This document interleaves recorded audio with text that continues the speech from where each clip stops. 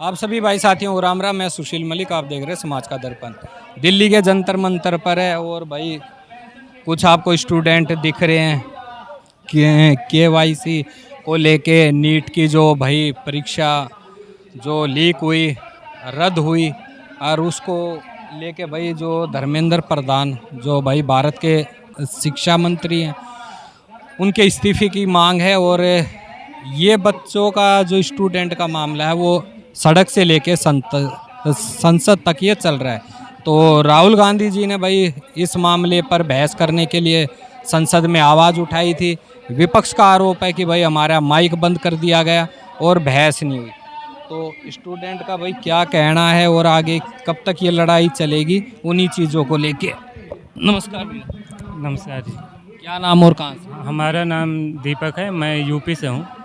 और यहाँ आने का यहाँ पे हमने मास्टर्स किया है ड्यू से, और अब हम पीएचडी की तैयारी कर रहे हैं एडमिशन के लिए। इस बार अभी जो एनटीए का जो नेट का जो एग्ज़ाम था उसको हमने दिया, और उस देकर एग्ज़ाम अच्छा हुआ था। अगले दिन आके पता चला कि कैंसिल हो गया। तो उसके पहले न्यूज़ में चल रहा था कि नीट का एग्ज़ाम मेडिकल का जो बच्चों के लिए होता है उनका कैंसिल हो गया।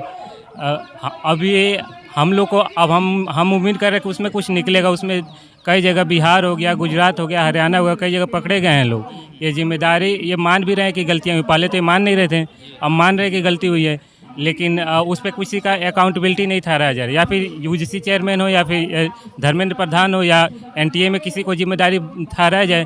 अगर विपक्ष भी अगर पार्लियामेंट में कोई उठा रहा है तो उनका माइक बंद कर दिया जा रहा है, करेंगे जिम्मेदारी नहीं ले रहे हैं।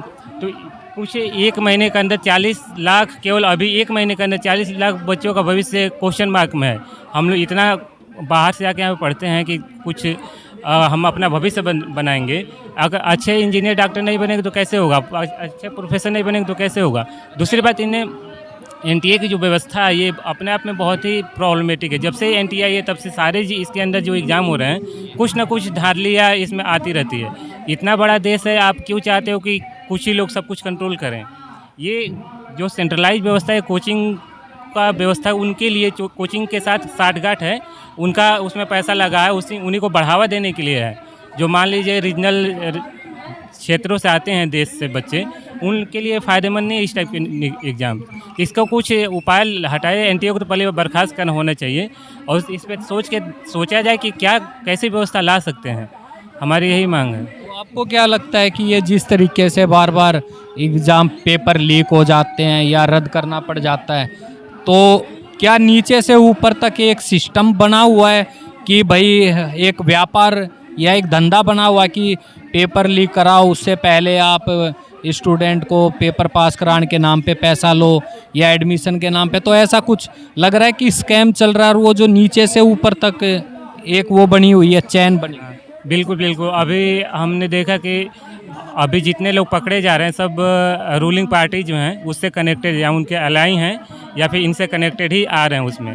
ये भले दूसरे को लगा रहे हैं, लेकिन सबूत के तौर पे इन्हीं की संस्था है, ये जांच कर रहे हैं, उसी में से इनके ही आदमी पकड़े जा रहे हैं।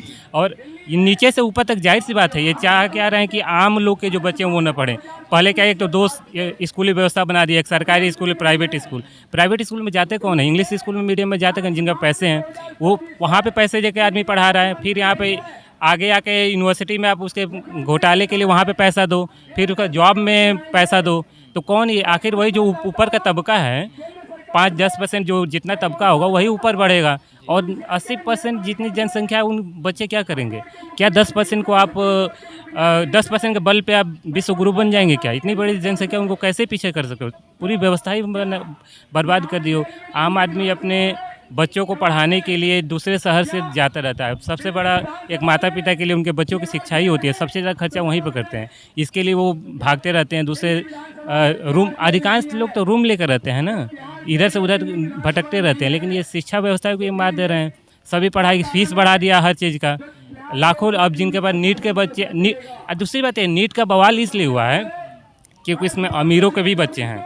लेकिन ग्रुप डी सी डी में जो इतने लीक होते हैं, आप भी देखते हो, जानकारी होगी, उसका इतना बड़ा बनता नहीं है। अब इसमें क्या है कि नीट है, इसमें अमीरों को भी बच्चे आ गए हैं, तो थोड़ा इतना बवाल हो रहा है, वरना इसको भी कोई पूछता नहीं। और नीचे के जितने एग्ज़ाम हैं लीक चलते रहते हैं। ये तो इतना बड़ा मुद्दा बन गया क्योंकि ये सब थोड़ा ऊपर का तबका भी इसमें शामिल है, तो उनको भी लग रहा है कि हमारा भी इसमें कुछ घाटा हो रहा है। कुछ उम्मीद है कि कुछ बदलाव या सुधार आएगा? और जिस तरीके से विपक्ष थोड़ा मजबूत हुआ है, मोदी सरकार एक तरीके से जैसे बैसाखी पे चल रही है, तो क्या लग रहा है कि आने वाले समय में जो पेपर होंगे वो लीक होने के चांस कम है? क्योंकि मोदी सरकार ने एक नया कानून भी लेके आए हैं, तो कुछ तो सख्त कदम। हाँ, ये विपक्ष की मांग थी कि कुछ कानून बनाया जाए, कानून बनाया जाए जिससे कि भय जाए।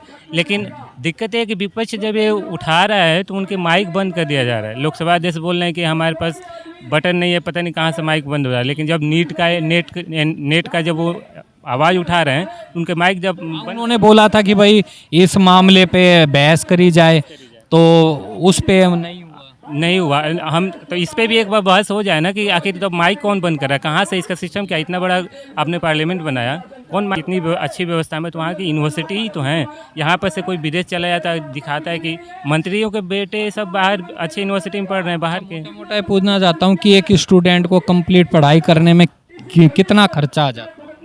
देखिए, अगर कोई, मैं आपको एक इसमें बताता हूँ, अगर कोई बाहर से आकर लड़का रहता है दिल्ली में, तो कम से कम महीने का 10,000 कम से कम, पूरा रहने का भी मिनिमम है ये, बाहर से अगर कोई रहता था। हाँ, खा पी के रहना चाहे तो। बाकी जो कोचिंग है, हाँ, अगर अब ये बस केवल रहने का और खाने का है। अब इसका अब आप देख लीजिए, तो कितने लोग इतना दे पाएंगे, कितने लोग सस्टेन कर पाएंगे। तो कहीं ना कहीं उनके परिवार वालों ने भी कर्जा वर्जा लेके अब जैसे जितने कोचिंग, जैसे आप जानते होंगे कोटा में जो कोचिंग व्यवस्था है, आप वहाँ पे एक बार जाएंगे तो देखेंगे कितना पैसा आ रहा है। यूपी बिहार से लोग बच्चे भेज रहे हैं, लाखों रुपया ज़मीन बेच बेच के पढ़ा रहे हैं, और ये लोग ऐसा बात कर रहे हैं।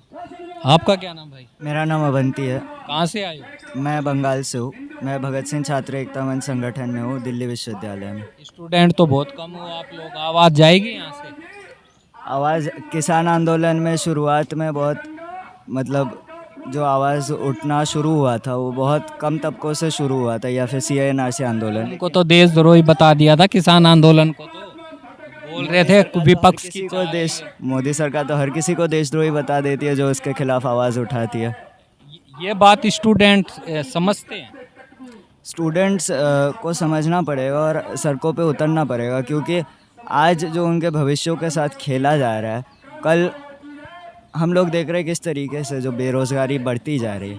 और पहले जो थोड़ा सा भी मतलब जो नौकरी मिलता था गरीब तबकों से आने वाले बच्चों को, वो भी अब इन घोटालों के माध्यम से अमीर तबके के बच्चों को मिल रहा है। फिर मोदी जी तो कह रहे थे मोदी की गारंटी है, कहीं कोई भ्रष्टाचार नहीं होएगा, कहीं कोई धांधली नहीं होएगी। मोदी की गारंटी हम देख रहे हैं पिछले 10 साल में किस तरीके से मोदी ने जो गारंटी देके 2014 में उन्होंने बोला था कि जो कीमत है जो एसेंशियल कमोडिटीज़ का वो कम होगा, या फिर जो भ्रष्टाचार बंद होगी।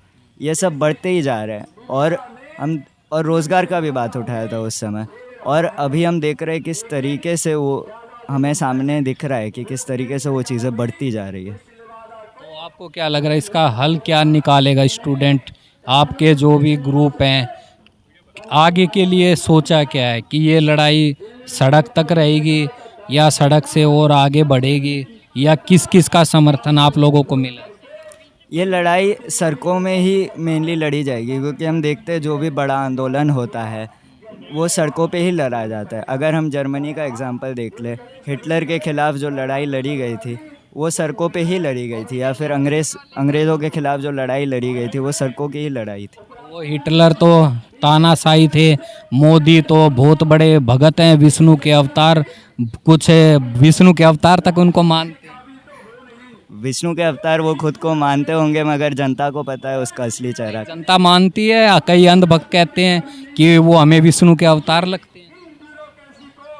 आपको क्या लगते हैं मोदी जी में, क्या लगता है आपको कि ईमानदार हैं, कि भाई मोदी जी ईमानदार हैं पर नीचे का डिपार्टमेंट हाँ ये गड़बड़ करता है?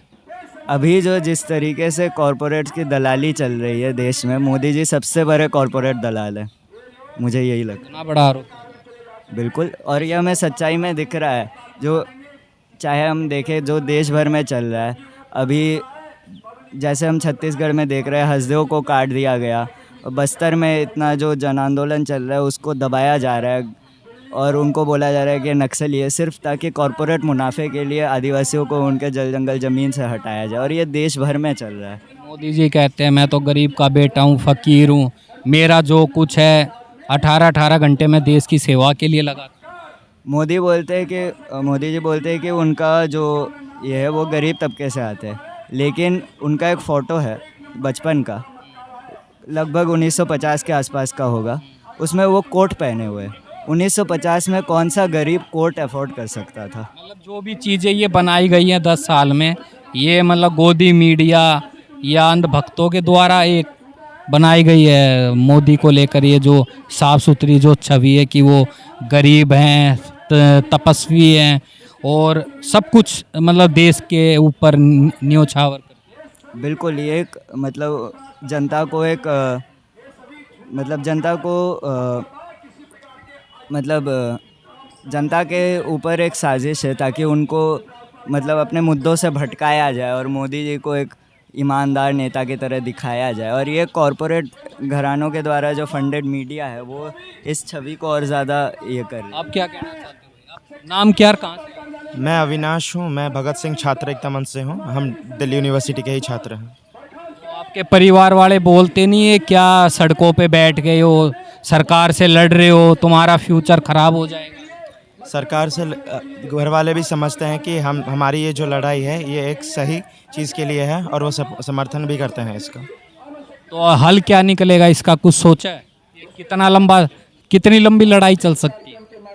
जब तक हमको जनता का सपोर्ट मिल रहा है, जब हम देख रहे हैं कि पूरे देश से आवाज़ें आ रही हैं कि इसके प्रति संघर्ष चले, और जब तक जनता को इसकी ज़रूरत है कि संघर्ष चले, कि उनकी मांगें जब तक पूरी नहीं हो जाती तब तक ये संघर्ष चलता रहे। तो भाई ये सारी बातें हैं, कुछ और बात करेंगे। तो वीडियो को ज़्यादा से ज़्यादा शेयर करना, अपनी राय ज़रूर देना। सभी भाई साथियों मेरी राम राम।